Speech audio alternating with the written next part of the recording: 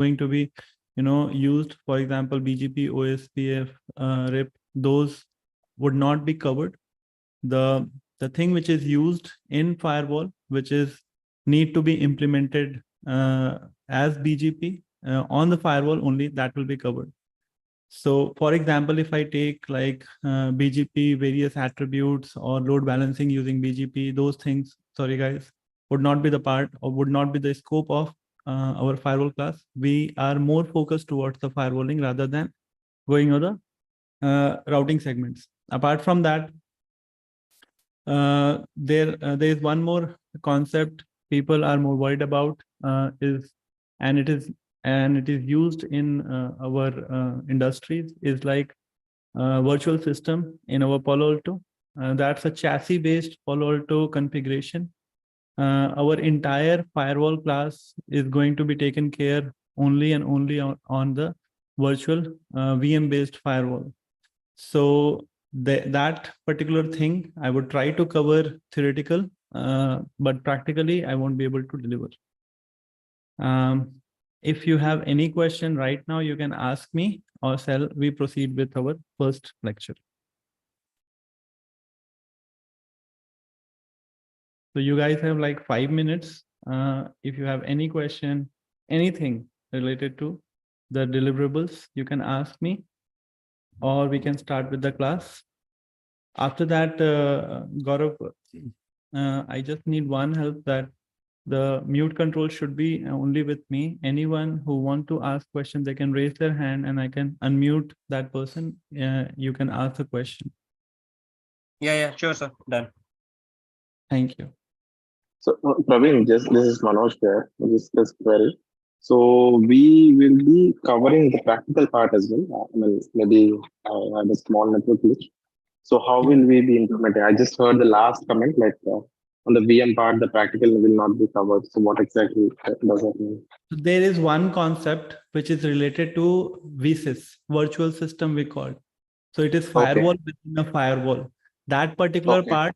So it is not only, I can say it is not only Palo Alto supports that. It is supported by Checkpoint, that is called VSX cluster, which is again, it is not covered in any academy-based training, any classroom training program. These things are not covered. It is only you can see when you reach out to the production.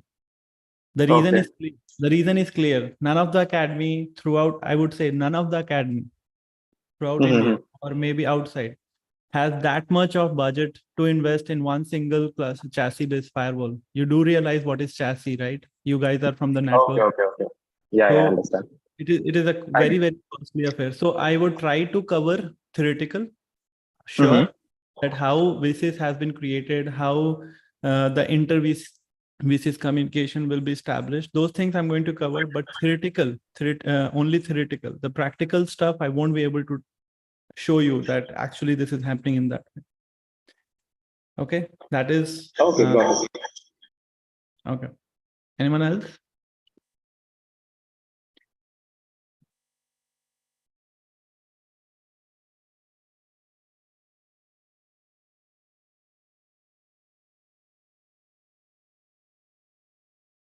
Hello. Hi, Praveen. Yeah, hi. Hello. Hi, Satish. Yeah. Hi. It's my first class actually. My first class actually. Last class I didn't join actually. So after this course, we get any like soft copy, like any documentary for study purpose. I think we can get it in this course. Satish, I would like to give you, there are n number of documents available. We will have our custom document during the class. Whatever we are going to cover, it will be, noted and will be delivered during the class itself. Like per week, what we have covered, that will be delivered and it will be updated every week. Okay.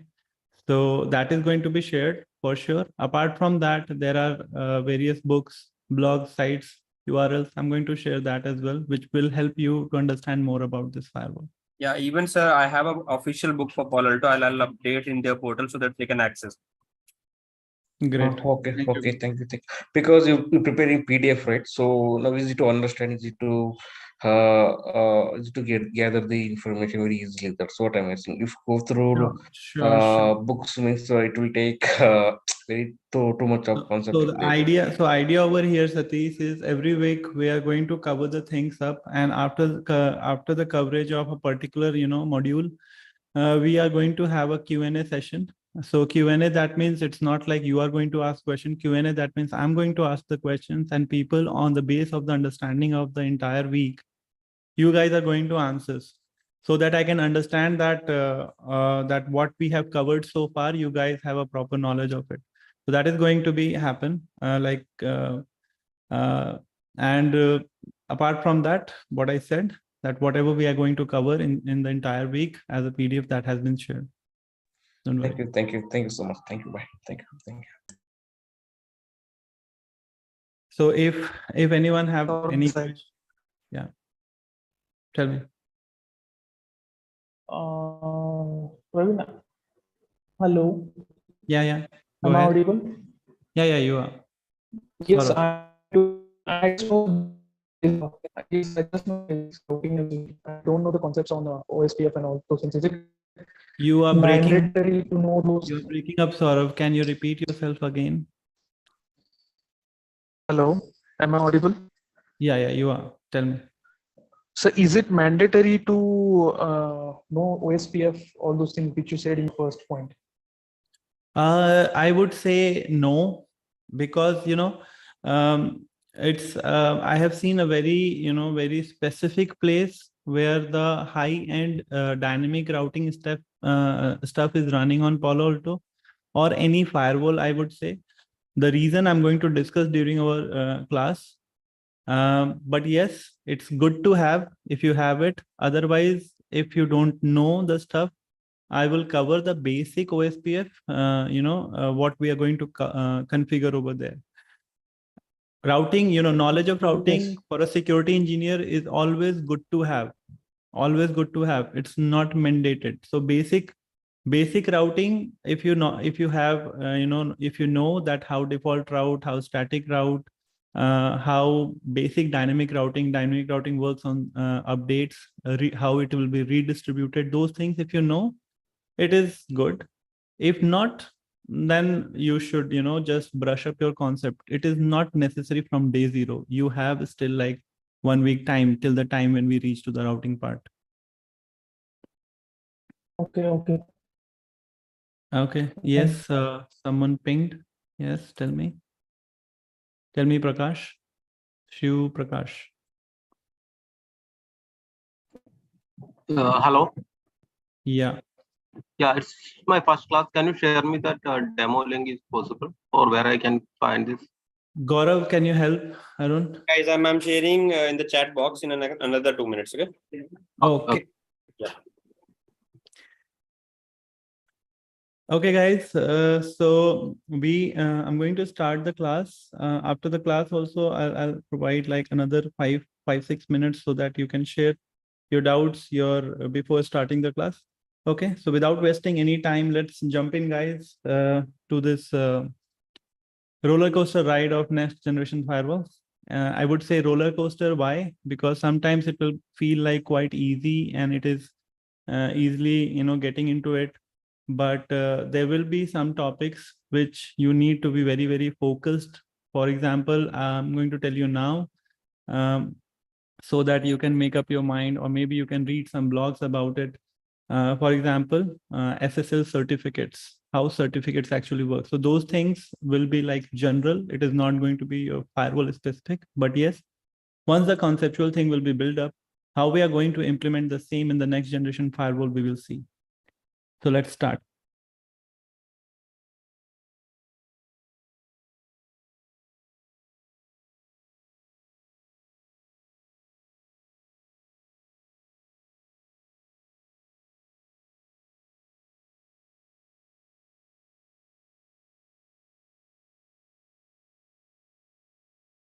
I'm going to share my screen, guys.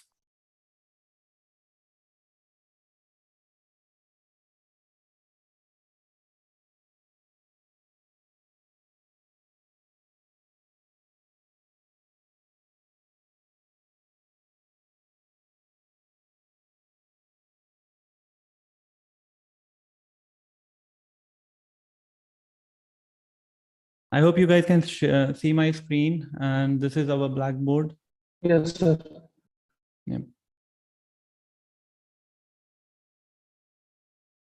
So from where we are going to start, first of all, we are going to cover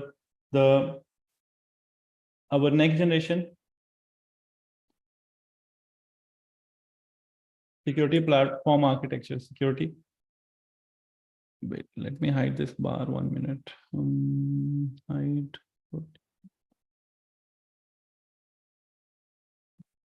Next generation security platform and architecture.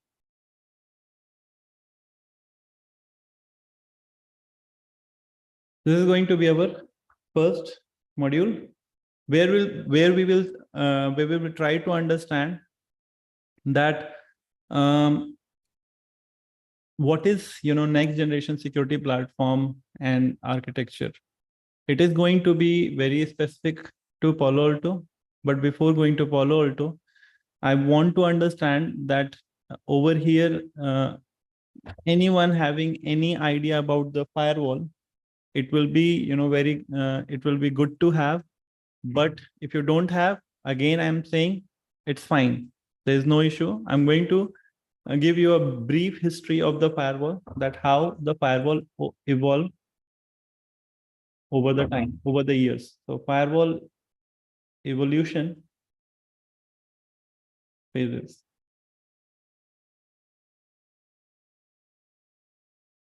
Okay, so initially we have traditional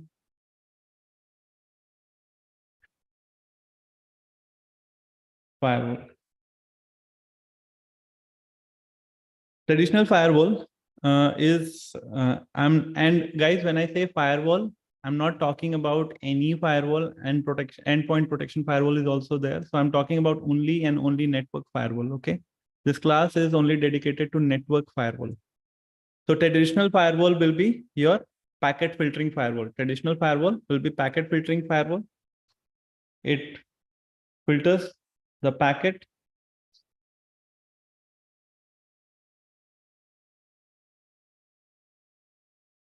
Then inspection.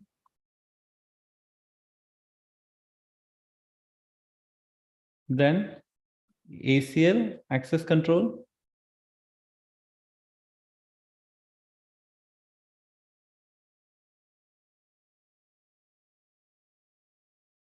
Then routing / netting. Okay. On the base of these, your traditional firewall will provide network-based, network-based protection. What next generation features provide you? What next generation features provide you, that we are going to discuss in your next generation security platform architecture. Okay, so your traditional firewall does things on the base of this much only.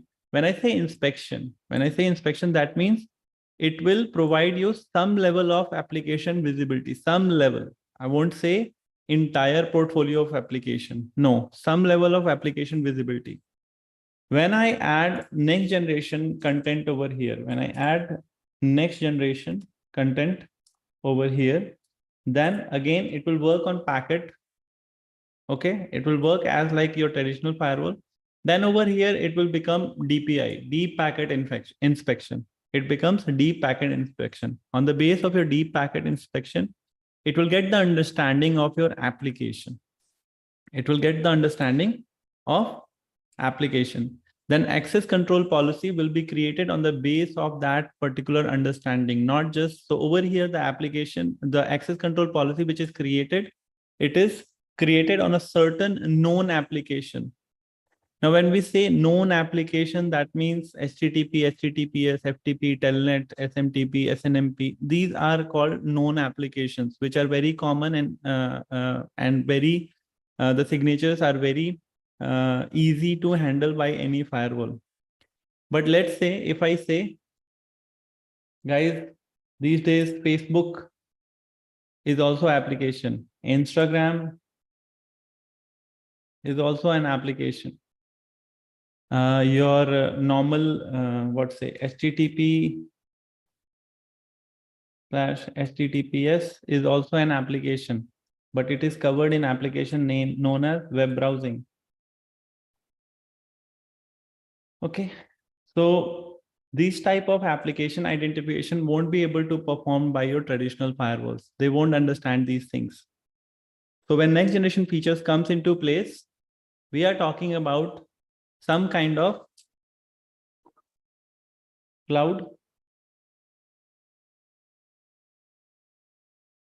Praveen, if you don't mind interrupting, this is Manoj. That HTTP, HTTPS are not applications, right? They are the protocols. Okay, I'll come to that. Why I consider it as an application, why not protocol? Because Facebook and Instagram, whatever you stated as an application, will use those HTTP or HTTPS basically to establish the connection, right? Okay. Great. You're right. I may be wrong. Let's get into the understanding of application and protocol. What is protocol, guys? When I say it's the protocol of the class that you should be well aware about the network. What do you mean by protocol? Set of guidelines. Set of guidelines. Very good. So set of guidelines will be considered as protocol. Okay. That guidelines is based on some kind of environmental conditions, right? That guidelines is like, if I say you should be well aware about the network class in order to understand Praveen lectures of next generation firewall of Palo Alto. But that could not be same by someone else, right? So that could be changed. The guidelines could be changed as per the environment, but application will no. Application won't. It never change. So whether it be this firewall or another firewall, it won't change, because I'll tell you why. So when TCP, when I say TCP, what is this? TCP?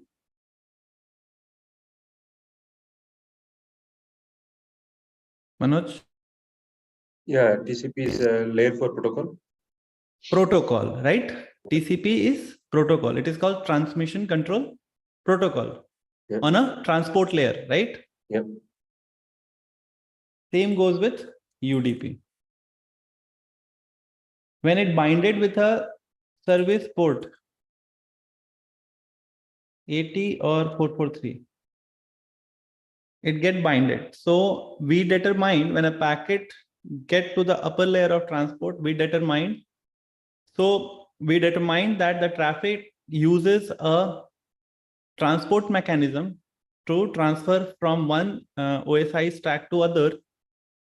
Transport mechanism, it is used as TCP or UDP. How it tag itself? Because on a layer 3 protocol, on a network layer protocol, it is using IP protocol, either protocol 6 or 17. Once it has been tagged with either 6 or 17 on a transport mechanism, it understands if it is 6, then it is TCP. If it is 17, then it is UDP. Right or wrong? Yep. When it is binded, after that, it will go to presentation and session layer, right? Then it will land to application layer, right? Yep. Once it get to the application layer, it needs the socket information to create a connection, right? To a particular port, number, service port number. That service port number is either 80 or 443 when we talk about HTTP or HTTPS. This is known, right?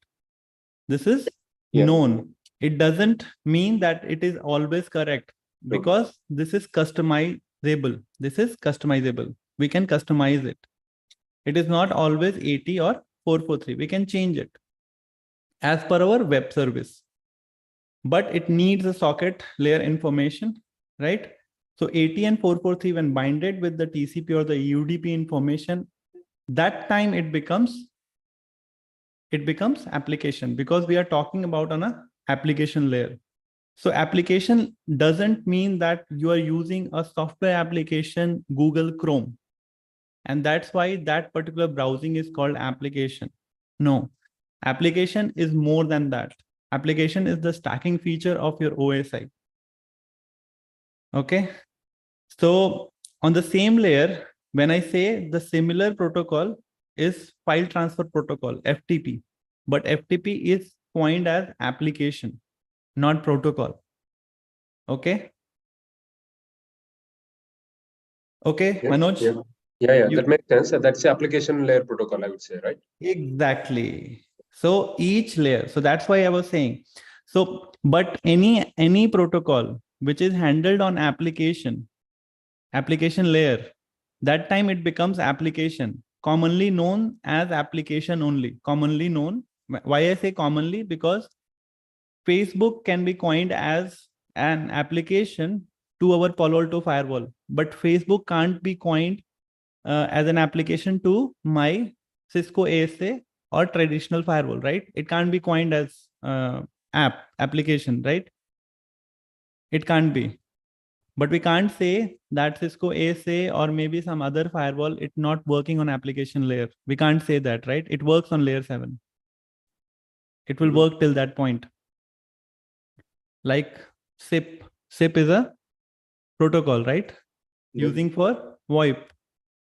So we'll get more into it. We'll get, because this is a very thin line. Why? And it is, it has been coined as by Palo Alto, that Facebook as an application, but may not be by some other firewall, which is not having a proper signature to understand. So how it understand that Facebook as an application and Instagram is not an application, or maybe an application? We will see more into that when we are going to study about app ID. Let's back to our current scenario where we are going to understand the next generation features. So I was onto your traditional firewall. So traditional firewall is this much only. When we are using traditional firewall back in the days, when the traditional firewall is not having a term known as shared policy architecture. Okay, traditional firewall is not having a term called shared policy architecture, because our data center is not that much big. Our data center is not that much big. Why data centers are getting big and bigger these days? Because earlier you are handling a traffic of, very minimal size, very minimum size. It is not that much big. So in order to handle that kind of traffic or that kind of businesses, you don't need very much, big architecture of the firewall. But these days, we are talking about zettabyte of data per seconds. That kind of data centers are available. We are talking about cloud. We are talking about automation. We are talking about AI. We are talking about machine learning. More sophistication get into your IT infrastructure. And that's the reason the role of your firewall is becoming more critical and critical every passing day. So we have a architecture of data center 1, data center 2, and data center 3. Okay. Now data center 1, I'm taking a example of a company name RedTech Infra. Okay. What this RedTech Infra does? RedTech Infra design websites, different kind of websites for various customers, which can be handled these days by AI. But RedTech has some, RedTech has some kind of more advanced technology, which they can deliver it very fast, even faster than the AI. I'm talking about a hypothetical company named RedTech. Okay. RedTech has 3 data centers, DC1, DC2, and DC3. DC1 is your hot site, which is active one.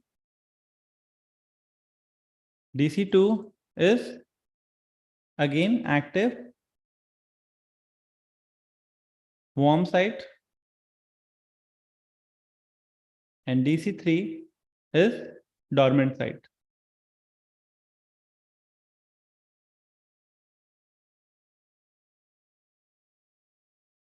That means when DC1 and DC2 both are not available, in that scenario, your traffic will be only business critical applications are running in data center 3 because this is a DR site. And then that time it will come into features. So we can see that DC1 and DC2, it shows active sites. That means they both are handling a similar kind of traffic. They both are handling similar kind of traffic, similar application traffic, similar kind of firewall should be there, and so as the policies, shared policies, right?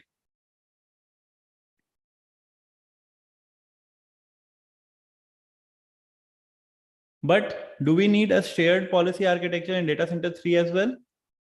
Guys?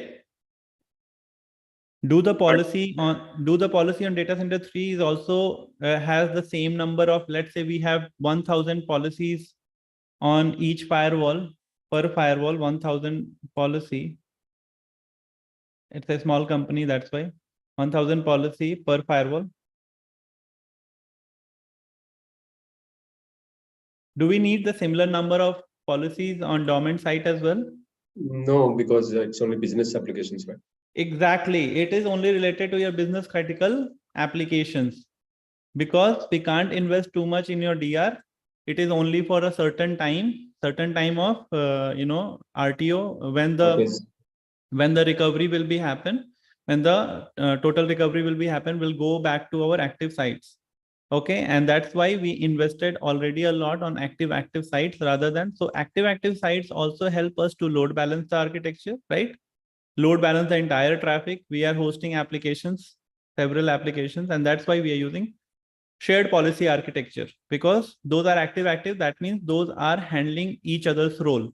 For example, when they are available, they are handling both load balancing the traffic. But in case if DC1 or DC2 is not available, alone data center 1 is suffice enough to handle the entire traffic architecture. Our focus, so what is the motive of telling you the entire story is simple, that I'm talking about shared policy architecture over here. Now we have a shared policy architecture. In order to achieve this, there are two engineers.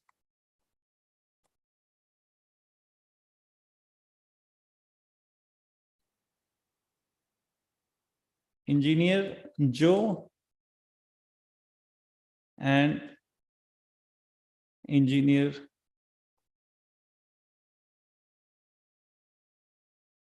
two engineers, Joe and Adam, is there, who are creating regular policies over there.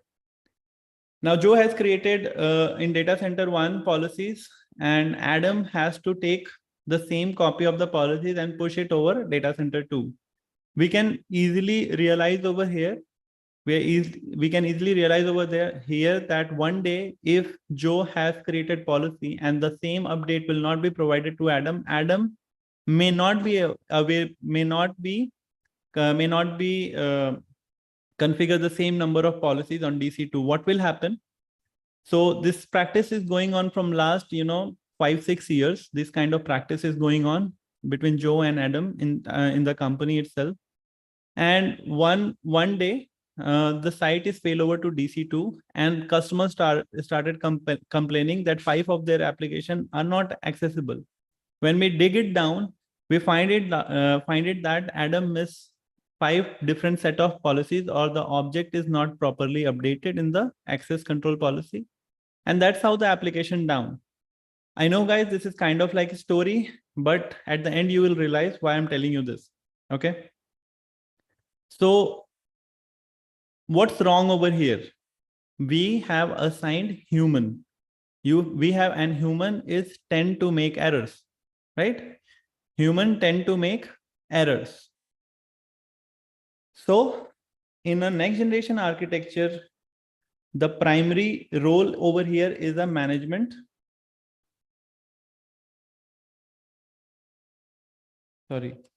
Reduction of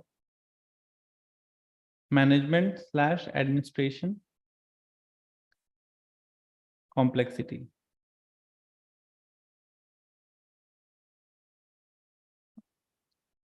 Reduction of management and administration complexity.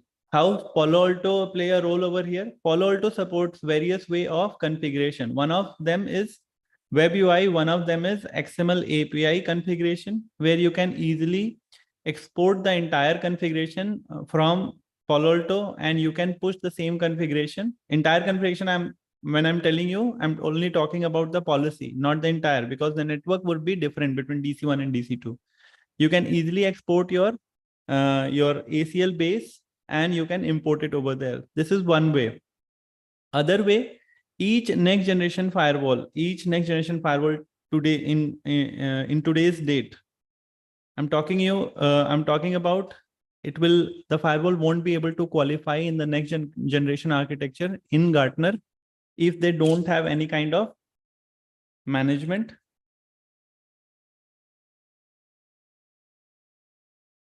platform. And in case of Palo Alto, it is Panorama. So Panorama provide you that platform. Over there, you can create a shared policy architecture. The administrator has to create policy only once, and then they can select the target device. If it is DC1 and DC2 firewalls, they can easily push on the target device the same policy. There will be no human error because the policy will be created in the form of the template, and the moment you commit it, it will be, if the moment you make the changes in the shared policy, it will automatically going to be reflected in your data center and data center 2, both. If it is an individual specific policy, the template will be different. And that's how you can achieve this thing. And that is the reason each next generation firewall must have a management platform. If you have a management platform, it will increase visibility. It will increase visibility. Visibility related to application. Visibility related to your regular threats. Visibility related to your network bandwidth consumption.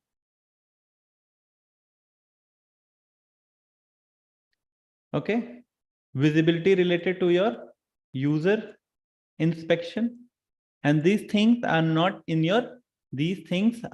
available in your traditional firewalls. These things are not available in your traditional firewalls. So user inspection, when we talk about, this is a quite important thing to achieve.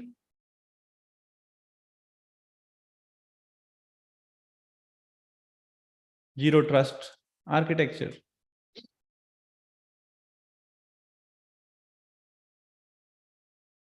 When we cover user ID inspection, that time I will cover the how we can achieve zero trust architecture and what does that mean. Okay. So we will see the next generation features is having a proper design segregation, that how it will achieve the management platform, how it will achieve the visibility, how it will reduce the complexity of the configuration. The more complex the firewall will be, the more difficult to manage, the more difficult to troubleshoot your traffic at the time of outage. So these days, the various firewall vendors are going towards the simplification of the policy architecture, the simplification of the administration overhead. They are going towards, so they are talking about dashboards, they are talking about reporting, that how we can report to CIOs, how we can report to the top management of the company, where CISOs are involved, where these kind of regular threats are coming, and accordingly you will create your cyber security architecture, that if this kind of regular traffic is coming to your firewall, might be there will be one day it get compromised. So you are going to create a reinforcement using other DLP devices. For example, you have Symantec for endpoint, you have EDR solutions, endpoint detection and response solutions. Initially, might be you started with your customer base of 10,000 customers, but over the time when your company is started getting proper revenue, you are going to increase your you are going to have your better customer base, and that time your business become more critical, right? So you can invest more on security. You have to invest more on security, because again, the bad actor sitting on internet, he is also monitoring such revenue generation companies, and they are targeting those companies only. Regular attacks are coming on the perimeter. So that's the role of the next generation firewall becomes more and more critical every passing day, because the attacks are getting sophisticated and more sophisticated. Another thing which is going to have in your next generation firewall is these days cloud-based subscription. Now, back in the days, even on Palo Alto, I would say the cloud-based subscriptions model are very limited to threat ID, content IDs, app ID, and like URL database. Not too much. But now, the more, I would say, every passing day, the attack get more sophisticated, and they need kind of like artificial intelligence and machine learning based on a several, on a very big database of the various customers, and accordingly they will create some kind of signature every passing day and push to your firewall. So for that, you need to subscribe to those kind of updates. Why it went to subscription model? Why can't they give you some offline information once? Because guys, they are working very hard. The companies are working very hard on it, and it is not a one-time affair. You do realize that the the CVs, the IOCs are released like every week, right? Every week, and they have to get before those IOCs get compromised, before the CVs got compromised. They have to proactive, and for that proactive approach, they need money, right? Subscription based model are like annual, weekly. Those kind of models are available to various vendors. If we talk about Palo Alto, there are various packages per year, licensing packages available, and in that they include all kind of cloud-based subscription. We also see how the licensing of Palo Alto will work and how we will license our Palo Alto.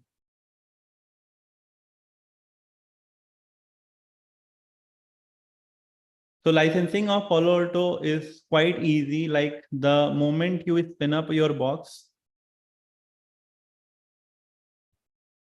or you can run the post on your box, power on self-test. If it is a physical box, there will be an IP address of 192.168.1.1. You can use RJ45 cable on the management interface and get access directly to web UI to this box.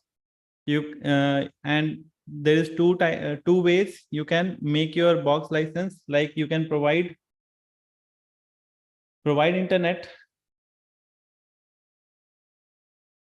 and register your box to the customer support site on Palo Alto.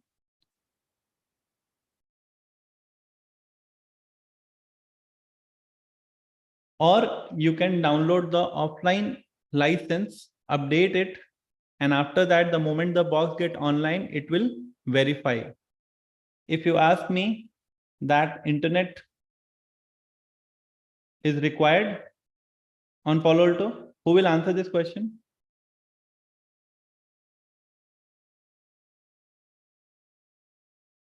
Internet is required on Palo Alto.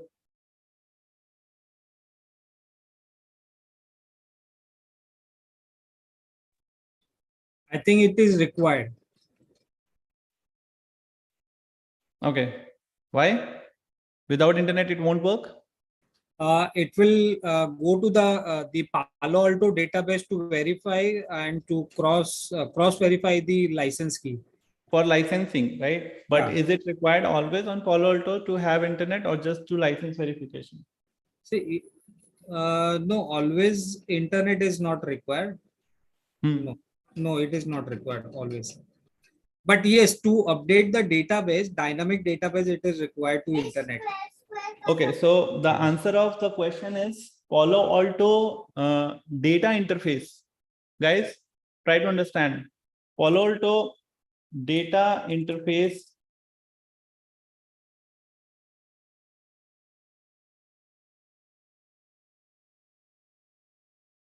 must have internet access. Again, this is my thought process about this firewall. Maybe someone is not going to align with me. I'll give my logical reason behind it. Okay. So data interface, when I'm talking about, so there are various interfaces in a firewall. Let me draw it.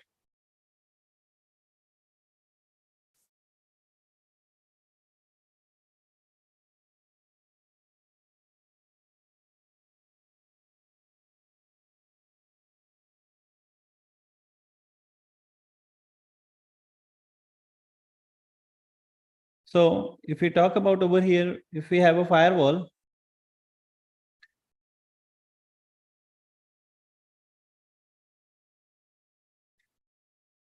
this will I coined as a trust zone. This will I coined as a untrust zone. Okay, I'm not naming it as interface, guys. I'm talking about zone.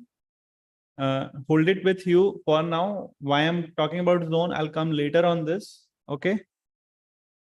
So we have a client over here and we have bad world over here, which is we call as internet. But there will be one more interface we just had a word about, which is our management interface. From there, your administrator, firewall administrator, is managing this firewall. Okay. By default, I'm telling you by default, management interface will be used all kind of updates. Management interface will be used for all kind of updates, licensing updates and everything. But as you guys are already working in some organization, tell me this management interface will be private segment, right? This can be your public segment, but this is a private segment, right? Yes, correct. Is it a good approach?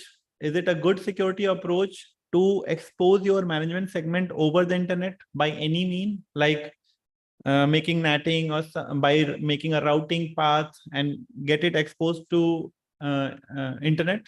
Is it a good security approach? No, Praveen.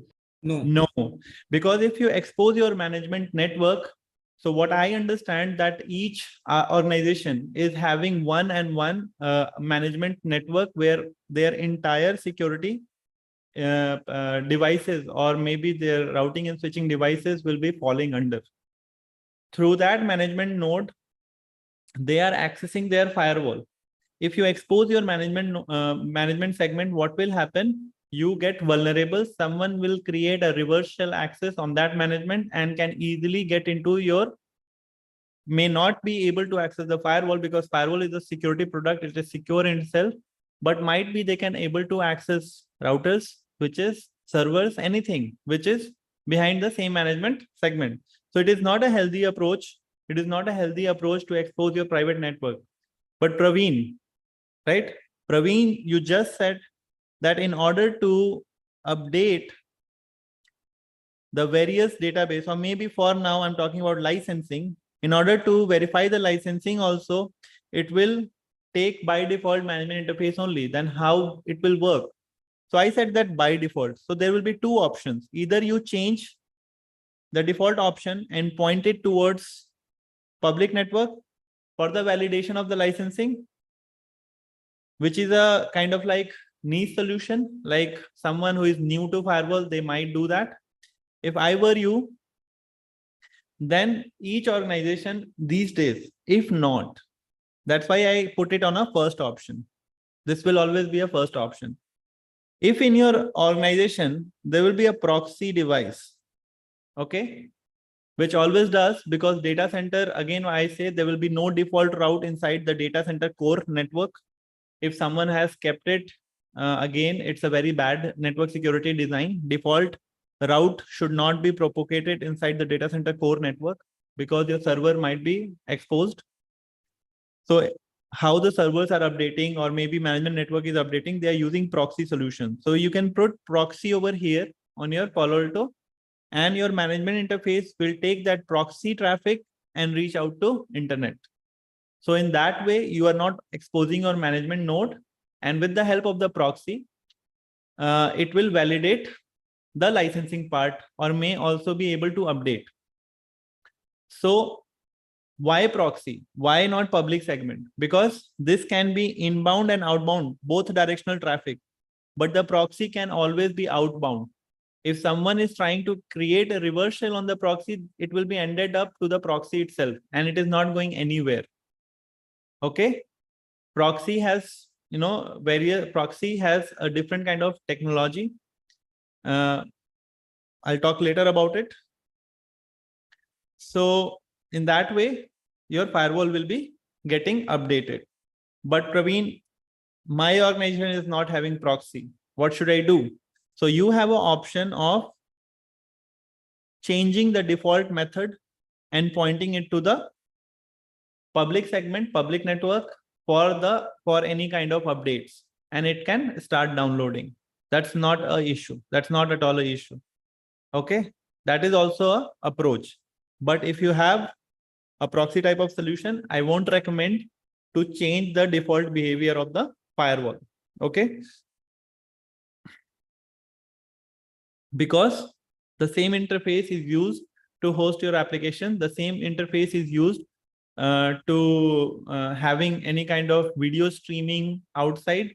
If the regular updates are coming from the same interface, you are putting pressure on your internet bandwidth, or not. If not the bandwidth, then at least the utilization of the interface, right? Every interface has a limited bandwidth interface itself, like 40 gig, 10 gig, 1 gig interfaces. You guys have heard about it, right? So if you do that, you're putting pressure, because the updates are quite frequent and regular. Okay, we'll see the frequency, that how the updates. So these updates can be scheduled, these things. So today I'm going to touch up the basis of all the things what we are going to cover, right? So how we will update the various kind of databases in our firewall. After that, how we will use, how can we schedule the updates, the frequency of the updates. What is the best practices to install the updates or not to install the updates without reading the release notes of the update? It might break your ongoing application traffic. So those things we have to take care of while handling your application, next generation firewall. Apart from that, let me just clear it.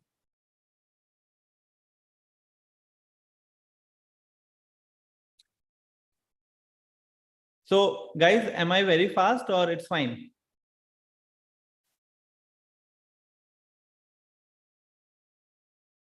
Oh. Anyone give me your feedback? That's the first class. It's fine.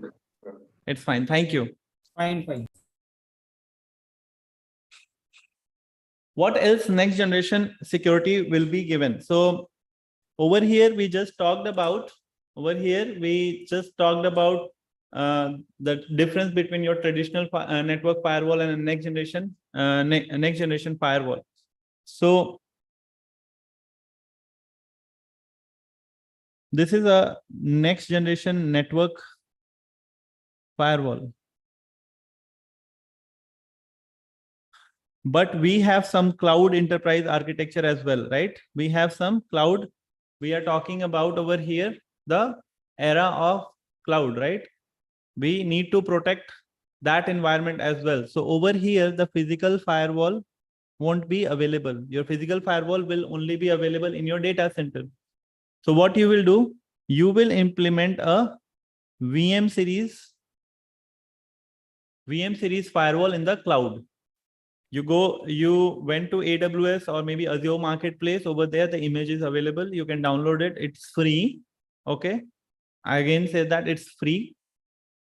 But the moment you allocate the resources, compute, storage for the firewall, it will be started getting paid. Also, this firewall need to be licensed separately. You can't use the same license what available over here, because each VM series, once it licensed, it get its separate serial number. Physical boxes comes with a serial number. These boxes are not having any serial number. The moment you license it, the moment you register it, it gets its own serial number that point of time. Understand, guys? VM series firewall is not having any serial number. Physical firewall is having a serial number. You register your serial number over there, but the VM series firewall, you subscribe to the licensing portal the moment it get registered. So the identity of the VM series firewall is with its CPU ID and UUID. These are two IDs through which the VM series firewall will be registered in the cloud portal. Against this, it will generate a dynamic serial number that point of time, which is not going to be used by anyone else. This is your VM series firewall. But VM series firewall will protect your cloud applications. Okay.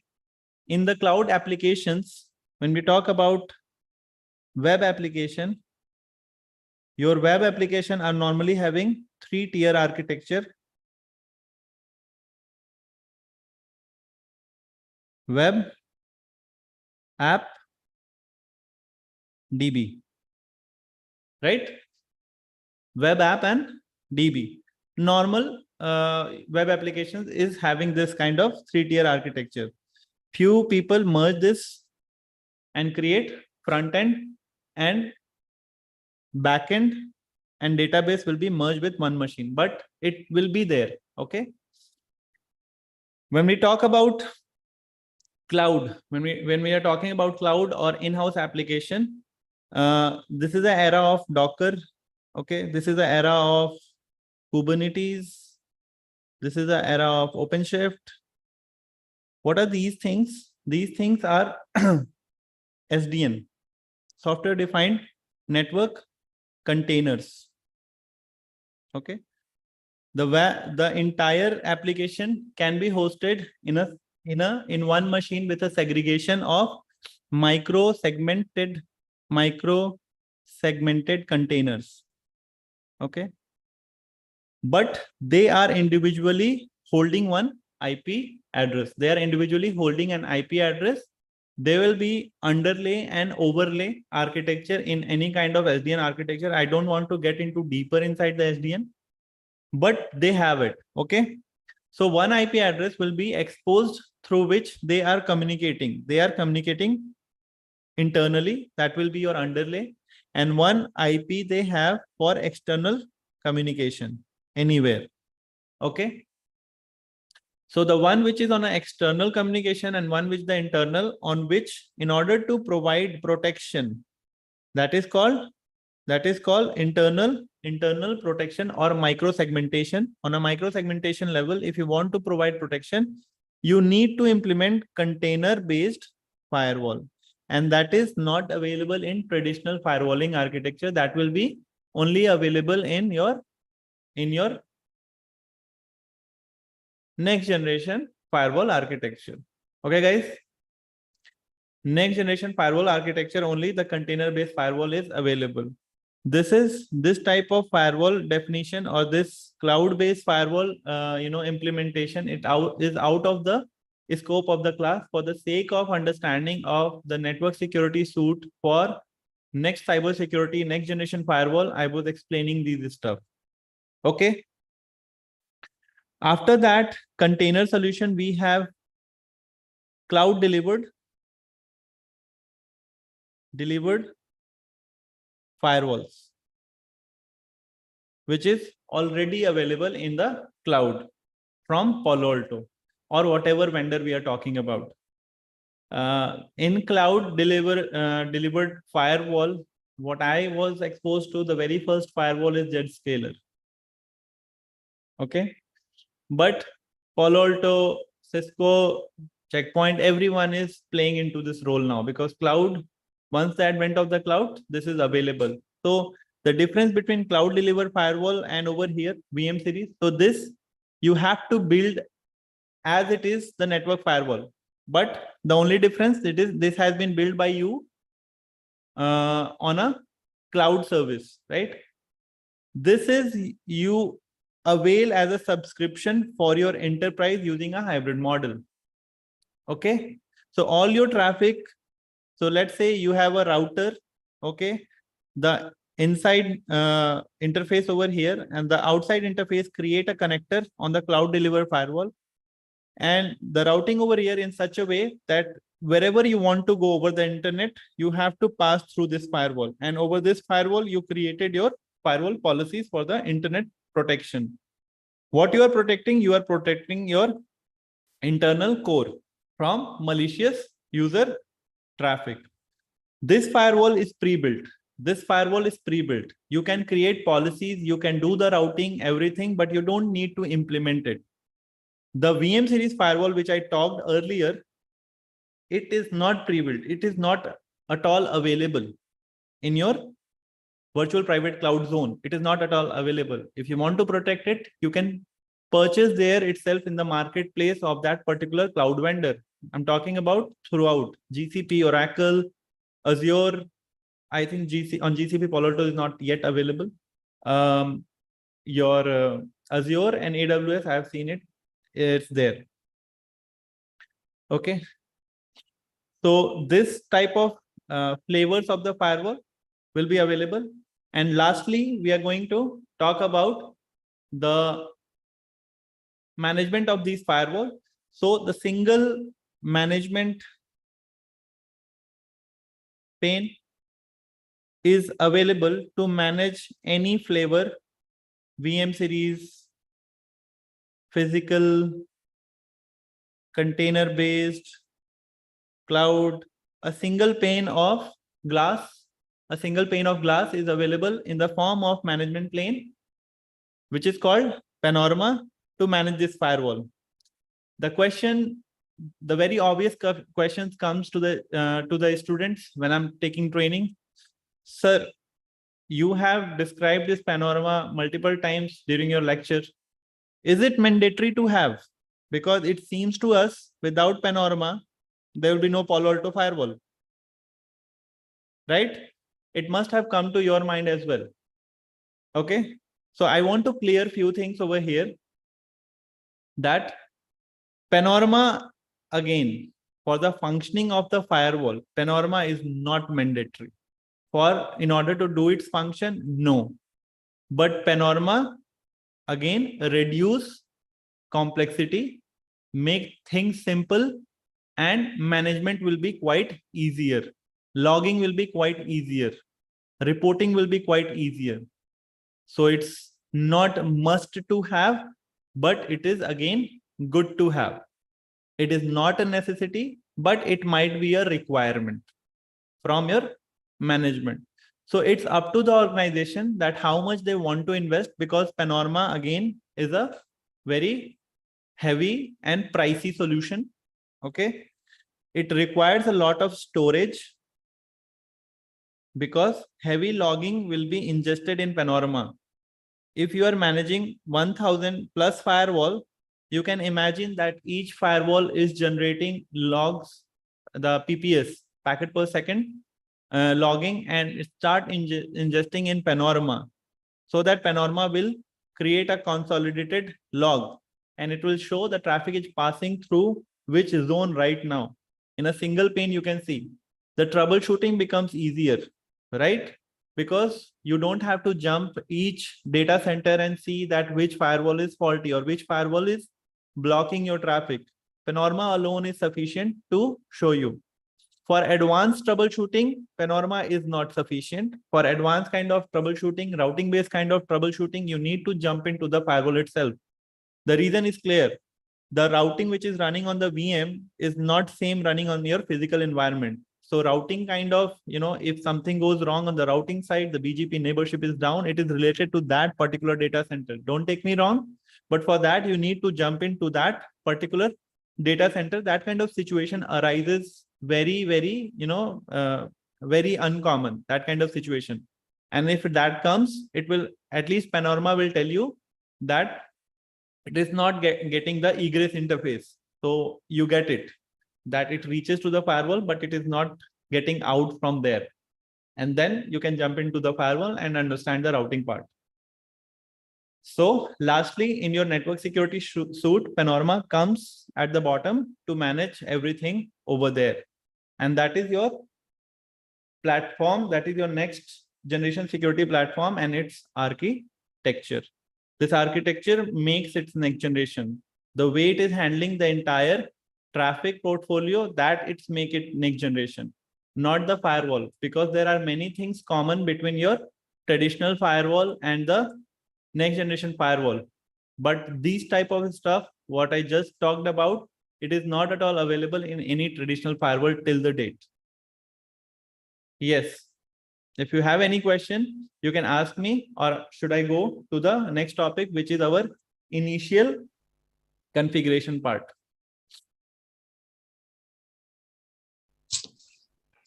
So could you explain Panorama once?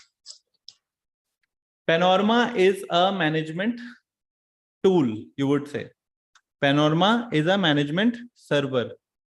The firewall which is implemented over here, you can jump in, make it a management interface up, make it reachable till Panorama, get it registered, and after that, everything about this firewall will be managed from the Panorama itself. You don't need to go individually to each firewall and manage it. That's why I was saying management server. Apart from management, what else it will do? Apart from management, it will push all the dynamic updates to this firewall. That means only your Panorama need to have always internet connectivity. It will bring all the offline, all the database, and you can schedule the updates of your firewalls at your ease. It can bring all the updates and you can deploy all the updates to your firewalls. Not only that, with the help of the Panorama, you can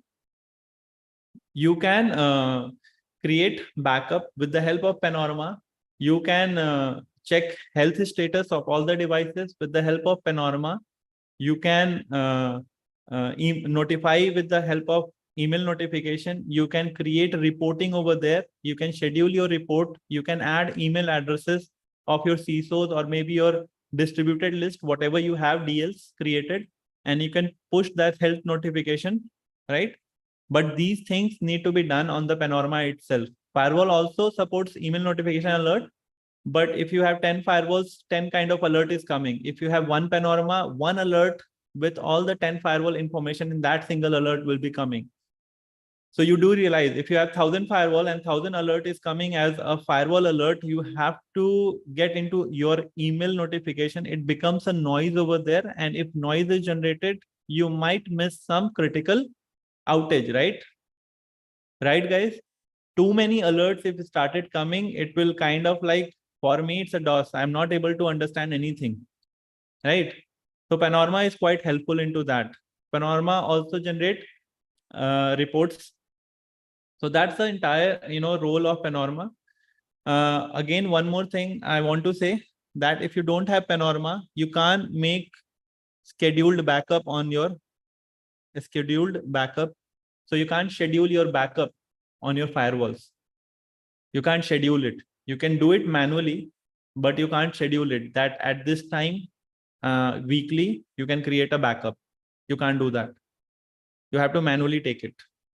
Or you can have some automation tool to pull this backup as scheduled, but it's not the native feature of your Palo Alto firewall. In order to have a proper scheduled backup, you need to have Panorama. Okay, so those things are the limitations of the firewall. Without Panorama, you can't do that. Okay, whoever asked this question, I hope I'm clear now. So Panorama need not to have inline traffic. It is not handling any traffic. Traffic will be handled by your firewalls only. Okay. Panorama is just manage the configuration on your firewalls. You don't have to go manually on each data center firewalls and manage it. You can create a template and can push those configuration to various sites. Okay. I hope I'm clear now.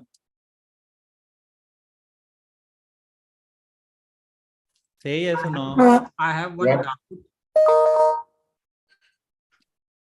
That's clear. Thank you. Praveen, Yeah, if you have a minute, can you touch base on that? I mean, 3 tiers that you talked about, right? I mean, I understand the tiers, but I don't understand the relevance. Web app DB. Web app DB. Yeah, web app DB, the relevance with respect to the next generation firewall. See, that is there. I mean, from very long time, right? Okay. Consider a fact. Consider a fact. Wait. Let me just clear this. Okay, consider a scenario that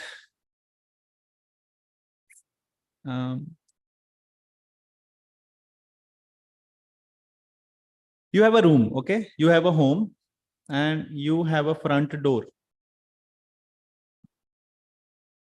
with a biometric access.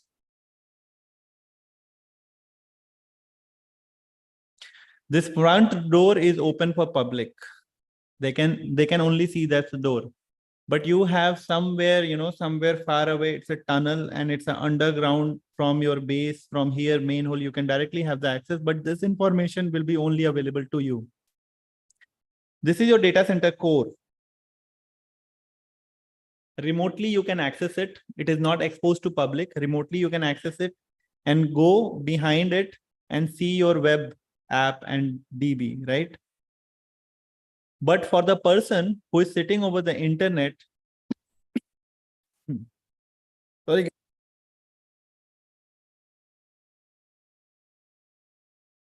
Sorry. So someone is sitting over the internet, he can see only this front door, which might be a web page, right? Over here, some credential is there, username and password, and they can access it. As their privileges, as per their privileges, like you can access to Facebook page, you can't admin the Facebook server, right? You can create only your own page. So there will be a segregations. The segregation is done on the base of the micro segmentation. Okay. So web, app, and DB. App and DB are internal machines. We are not exposing it. Web is only exposed as a publishing service. This web is sitting in the trust. This is untrust. This is DMZ zone. So when we say DMZ zone, your web is sitting over here and your app and DB is inside your data center core, which is inside the trust. This is how normal segregation will be done. We can't keep your application and database in the same segment. Why we keep web in the DMZ zone of the firewall? Why we keep it? Because DMZ zone is one zone which is having zero access to the trust or the untrust. For each access, you need to create policies in both the direction. This is called demilitarized zone. It's a military term where no one having rights, neither the trust person nor the untrust person having rights. It will be manually created on the firewall. That's why it is called DMZ or the extranet segment. Okay. All kind of publishing services are available in this zone. Any service which you are publishing outside, that means you are expecting a inbound traffic. Guys, you understand inbound and outbound traffic, right? Yes. Traffic which is leaving the firewall. Traffic which is leaving the firewall is called outbound traffic. Traffic which is coming towards the firewall. When I'm talking about inbound and outbound, I'm taking reference of the firewall. Okay. Traffic which is coming towards the firewall, it is called inbound. Okay. So you are publishing a web application and that will be residing inside the DMZ zone. The web machine, which is the front end of the application, it is also having limited port-based access on your app and DB. And that will be again controlled between DMZ and trust environment policies. So over here, you are also inspecting the traffic. Why we are inspecting too much? Because this has been exposed to internet. If someone uploads something malicious over here, and this is talking to app and DB, which is inside my inside server farm, what will happen? The lateral movement will compromise my entire server farm. Right or wrong, guys? That's true. Yeah. So that's the reason. If someone asks, it is quite common, when you are going for an interview for a firewall, people ask that what is the need of creating a DMZ? A DMZ segment, what is the need? Why we do that? And when they are creating DMZ segment is not a segment which is only related to firewall. It is quite common question in the firewall, but I would say it can be controlled on the base of the routing as well, right? If you don't route the entire traffic, if you create a minimal reachability, that's also you can isolate your DMZ zone. So DMZ is a kind of design stuff in security. It is heavily implemented on your firewall, but it is not always true with the firewall. That's my concepts. You might differ with me. Okay. So this is web app and DB. I elaborated in terms of zone segmentation. What is the DMZ? What? DMZ is a name. Okay. I can tell it as extranet. I can tell it as Praveen. The concept behind it, DMZ is quite commonly used in industrial, technological questions and all those things. It is sometimes also quoted as extranet segment. This is a way of creating isolation from some services which is exposed over the internet. You don't want the same will be available in your trusted environment, because if that particular machine is compromised, because it has a risk to compromise, because it is available over the internet, right? It is risk. It is having a risk of compromise. So if the same machine you make easily available on other servers, what will happen? The lateral movement will compromise the entire server farm. So more than 10 of machine might be, with the ransomware attack, might be encrypted. Okay. So this is not, firewall is not the only security. There is other securities available which can restrict your lateral movement only. I don't want to get there. Those are called user behavior, UBAs, or extended UBAs are implemented. Those are other things. But on the base of the firewall, you can segment your 3 tier of the web-based application. Okay. DMZ, don't get into the names. DMZ is just a name. It's just a name of a zone. Okay. I can make it any name over there. If I call it as extranet segment, it is also a name. I can give any name, like my name also, but this is not global, but this is global. It's a industrial standard name. That's why people are taking this name quite common. Okay, I think. Okay. Okay, thank you. Thank you. So let me just clear it.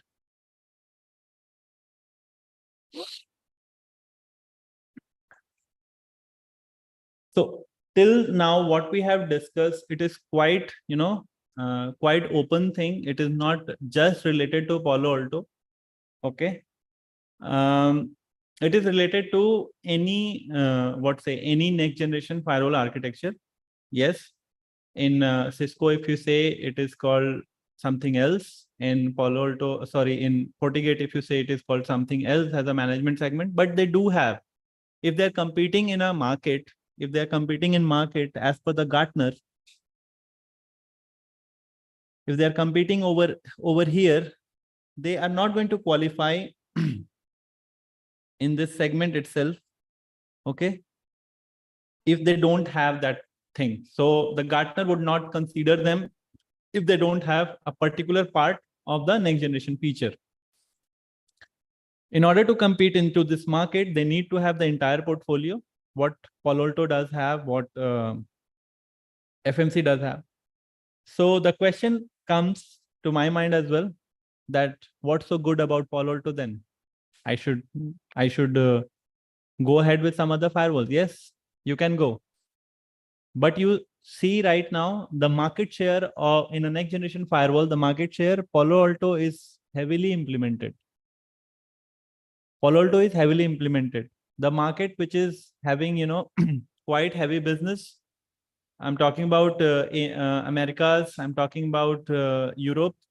So Palo Alto is heavily implemented. And so as if you know Palo Alto today, you are investing in your career progression further, in your security. So Palo Alto is here in leaders. Alongside with Palo Alto, we have Checkpoint. Security is Cisco is, last year they were in leaders. This year they were in here because of some of their flaws in FTDs. Okay, so they are jumping in market. So this is leader. This is market competitors. These are niche players, and over here these are visionaries. Okay, so this is entire, Gartner, where how it works actually. Palo Alto, since the beginning, they are in leaders only, and they never lose their position. This is one good part. If you if you are pitching, if you are working, let's say your role tomorrow is as a security architect, and if you're pitching to your customer that you must have this firewall, so you need to come up with various aspects. So you have to deliver them the Gartner approach. You need to provide them what good about Palo Alto. You need to have a comparative study about the firewalls, okay, that this is having this feature. And on the top of that, Palo Alto, if you compare with any firewall, and you will see to it, guys, after this Palo Alto class, maybe someone will suggest you to learn FortiGate as well. Someone will suggest learn Checkpoint as well. Okay, because of the market shares they have. Okay, and each firewall in your CV will increase the chances of getting into the network security market easily. Each firewall, because you are becoming universally available for any firewall, right? But if I compare with these, Palo Alto is simplest to implement and manage. Checkpoint, it's a riddle. I worked on Checkpoint. I worked on one of the biggest customer in food corporation. I don't want to name my company over here, but Checkpoint is a riddle. Even on R88, the latest one, it's a riddle. Like the troubleshooting is become very, very tedious because of their architecture. FortiGate is a mid mid kind of player. FortiGate, they have all the things what Palo Alto have it. Okay, they losing track in terms of other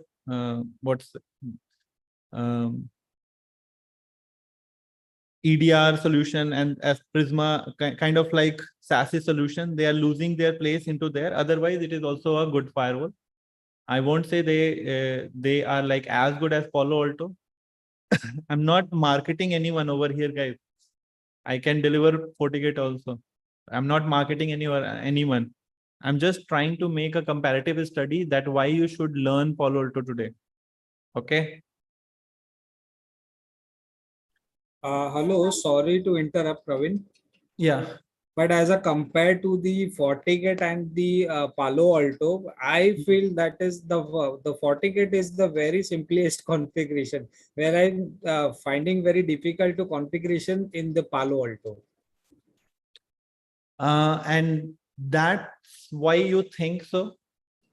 Because it's difficult, I see. Actually, the complexity in the configuration for each and every the profile to create IPsec VPN, to create policy, to create any object, to create netting, everything I feel very complex. Means actually it is good, but it is the hard also, the complexity to configuration be and the firewall. Rohit, right? Yeah, Rohit. yeah, correct. Rohit, after our class, I will change your view. Okay, sure. I'll try to. Okay. After the end of the class, you will see to it that how simplest it will be achievable. Because why I'm saying this? Okay. While configuration, I will show you various approach to create one object group in a policy. Various approach. Okay. One approach, you can go ahead directly in an object place in the dashboard and create object first, and then you call in the policy. One approach, while creating the policy itself, you'll create the object and it will calling the same API over there. Oh. So you are not changing the place.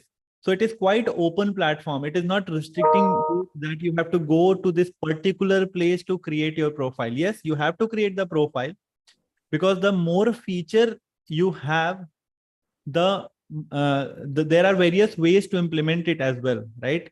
Complexity will be arises. So try to understand. I'll create a graph over here. Okay. So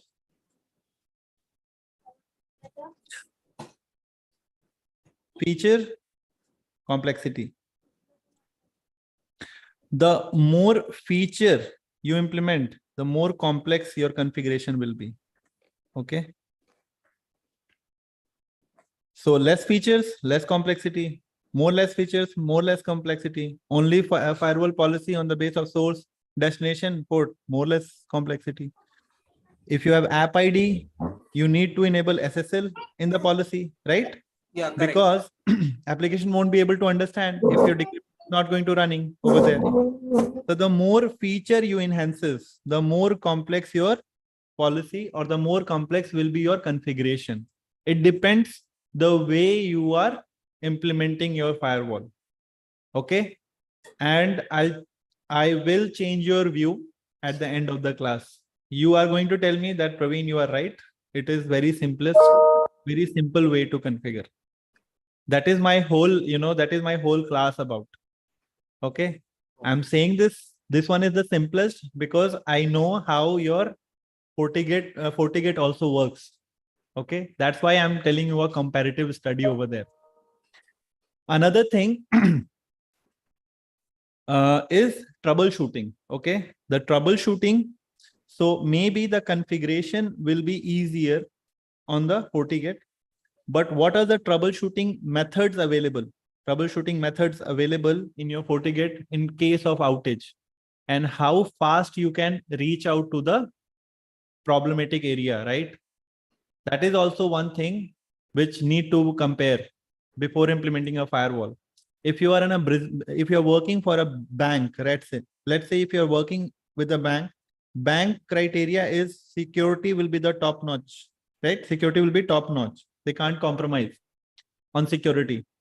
But the moment you implement the top-notch security, what will happen? Your complexity increases. The complexity increases at the time of troubleshoot. What will happen? The entire thing becomes a puzzle for you. Where should I check? Should I check app ID or should I check SSL decryption is working fine or not? If SSL decryption is finding, what kind of suits are available over there for encryption and decryption? Okay, no. I think it is some kind of routing stuff. So what I'm saying, like these are the thoughts comes into a administrator mindset when they implement all the feature. But bank is saying security should be top notch. That means if they have FortiGate or Palo Alto or Checkpoint or FTD, any of the firewall, they want all the features should be turned on. All the features.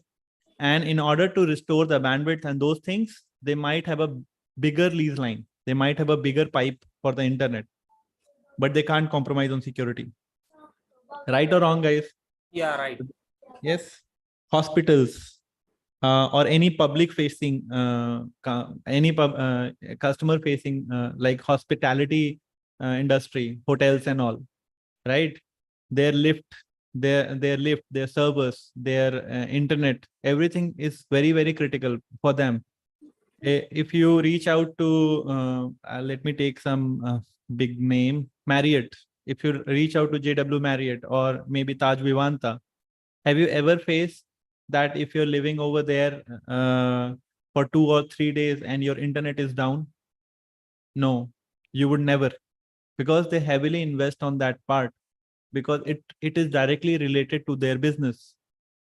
One single bad name, one single feedback on Google, and they might lose a very big market share, right? Their competitors will win. And these things are quite, it looks very minimal. Internet, everyone is having internet in their phone. Who will bother, and who is going to give bad review to Taj Vivanta for internet, despite of having a very good bed, swimming pool, and food? No, they might give, because this is the minimum thing, might be for you, minimum thing for might be for me as well. But this is, again, in my mind, it comes, it's the minimum someone is providing, and they're not giving the minimum thing to me. How can I rate them good? This is the minimum thing, right? Despite the fact that I have a very big data pack in my phone itself, I don't need anyone's internet. So I'm just telling you, so the whole story of our discussion, that it depends that how your firewall been implemented. It becomes complex or simple.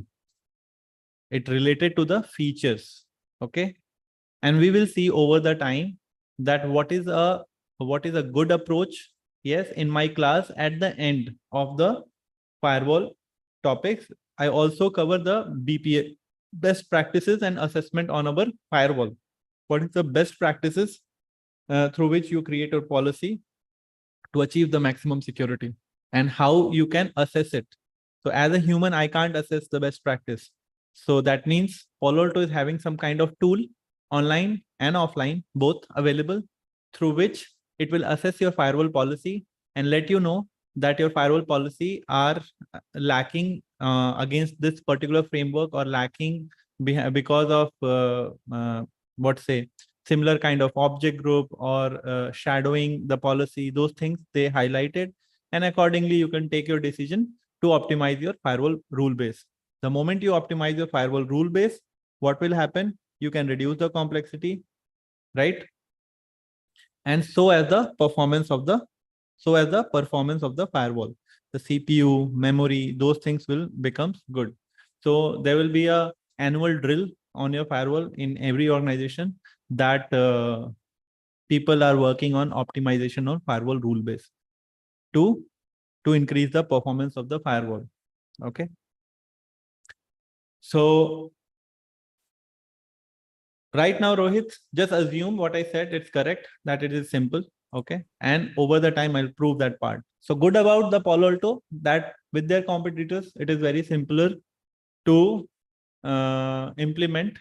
And the second proprietary part of, so the strength of your Palo Alto, strength of Palo Alto firewall is its traffic processing, which is traffic processing technique, which is SP3. Single pass parallel architecture.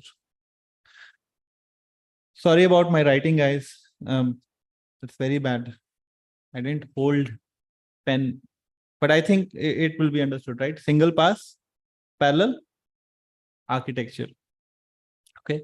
The Palo Alto is having a parallel processing hardware for their entire traffic.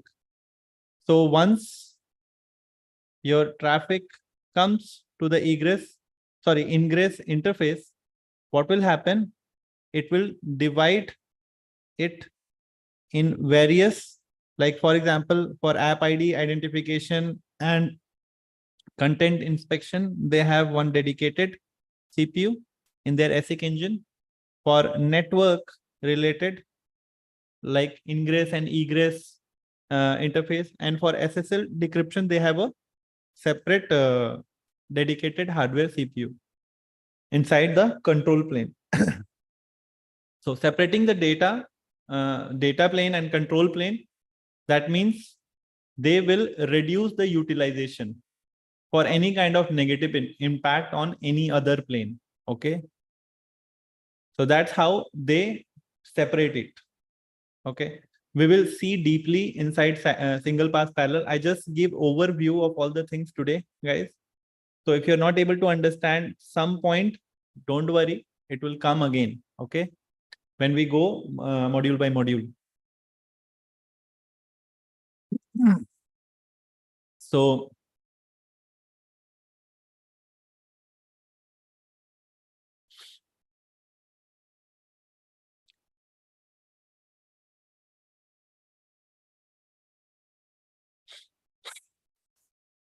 advantage of SP3. What is the advantage you can see? Like if your packet inspection will be going parallelly for 4 different informations, and then verdict has been taken by the firewall, and then it is egress. What is the advantage? Forget about what I'm going to tell you. Tell me your views. Anyone can tell. What is the advantage of SP3? The latency would be less in terms of processing the packet. Great. Thank you. So minimal buffering, right? Guys, minimal buffering. If you enable all the features, what will happen? The data started queuing, right? For each, each assessment, right? For each policy assessment, it is going to be queuing, and that will introduce the buffering, right? But if it is going parallelly, if it is not going sequential, like first app ID check done, then zone checked, then source IP check, these things are done, URL filtering check, and then it will be taken verdict. It will take time, right? But parallelly it is taking decision. It will be minimal buffering as it traverses the firewall. And this speed lets you, allow to use the advanced features, right? You can use the other advanced features. Otherwise, if the latency keep on increasing by the other features, what will happen? You will be not going to implement. Give me 1 minute, guys.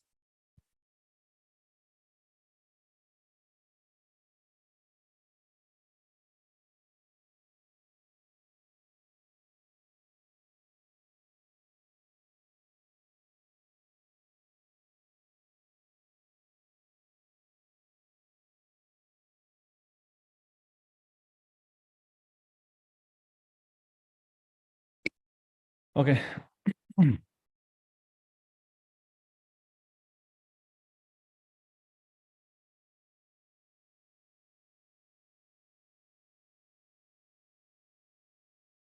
Okay.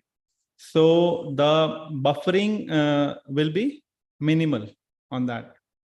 And this speed allow you to introduce new features. Like you can implement virus scanning, malware scanning without suffering any slowness on the firewall performance. Right or wrong, guys?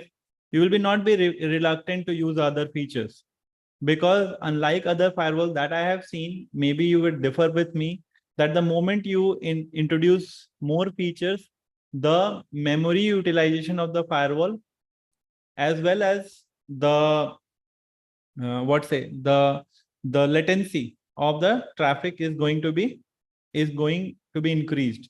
That I have seen in other firewalls. But Palo Alto, this is minimized. I won't say it is completely gone, because yes, the scanning will be there parallelly, fine, but it is going to be there. But in compare to other vendors, it is far more better, because they have implemented SP3 traffic traversing architecture in their firewalls. Okay, we will see that how further SP3 will work, what is control plane and data plane in next class. Let me know if you have any question, or we will wind up for today.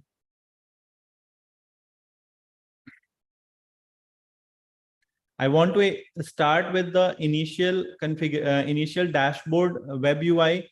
Should I do that today, or it's sufficient for?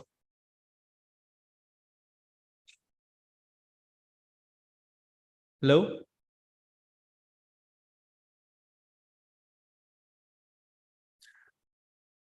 Kindly provide license.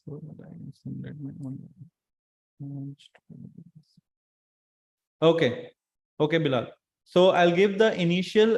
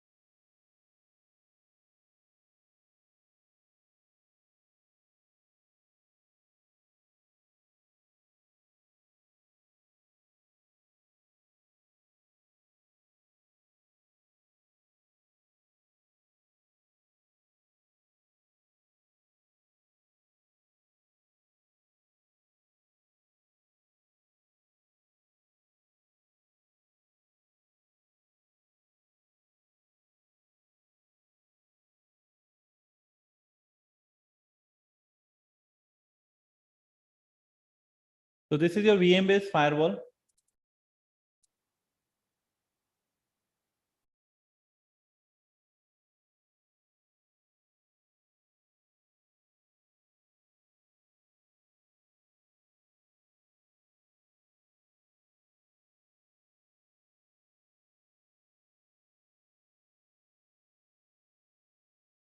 It is not having any internet access. Okay. But this is a licensed version of the firewall. We can see the different system information over here. Like we have IP address, we have gateway information. The IP address is assigned via DHCP, and